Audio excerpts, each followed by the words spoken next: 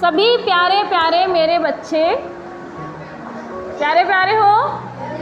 हाँ, तो आप सभी प्यारे प्यारे बच्चों के लिए आज हम आपको एक बहुत ही ब्यूटीफुल सी स्टोरी सुनाएंगे।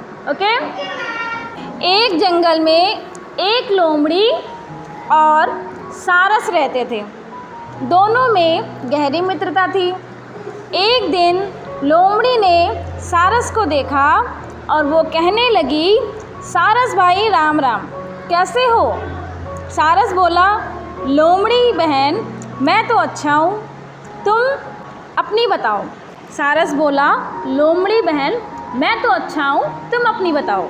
लोमड़ी को शरारत सूझी और वह कहने लगी, सारस भाई मैं तुम्हें अपने घर दावत पर बुलाना चाहती हूँ, कल तुम मेरे घर भोजन करने आना। दूसरे दिन सारस लोमड़ी के घर भोजन करने पहुंचा।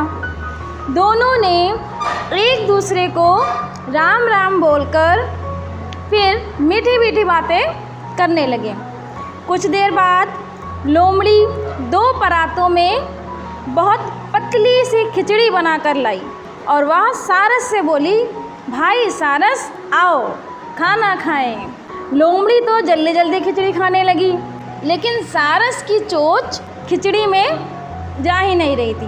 सारस की लंबी चोंच में खिचड़ी ना आई। उसे खिचड़ी ना खाते देख लोमड़ी मन ही मन बहुत खुश हुई और झूठी चिंता दिखाते हुए सारस से पूछने लगी कि क्या बात है, तुम्हें पसंद नहीं आया? सारस लोमड़ी की चालाकी समझ गया और थोड़ी देर बात करने के बाद उसने लोमड़ी को बोला कि कल तुम मेरे घर खाने पर ज़रूर आना। लोमड़ी ने कहा, हाँ ज़रूर आऊँगी। सारस ने मछलियाँ पकाकर 2 तंग मुँह की सुराहियों में डाल दी। जब लोमड़ी आई तो दोनों ने एक दूसरे को राम राम किया और बातें करने लगे। कुछ देर बाद सारस सुराही उठा लाया। वह लोमड़ी को कहने लगा, बहन आओ मिलकर मछलियाँ खाएं। इतना बोलकर उसने अपनी चोंच सुराही में डाल दी। वह मज़े से मछलियाँ खाने लगा। लोमड़ी का इतना बड़ा मुंह सुराही के छोटे से मुंह में जा ही नहीं पा रहा था। वह सारस का मुंह देखती रह गई। अब सारस समझ गई कि लोमड़ी ने अपना बदला ले लिया है। तो इससे क्या शिक्षा मिलती है?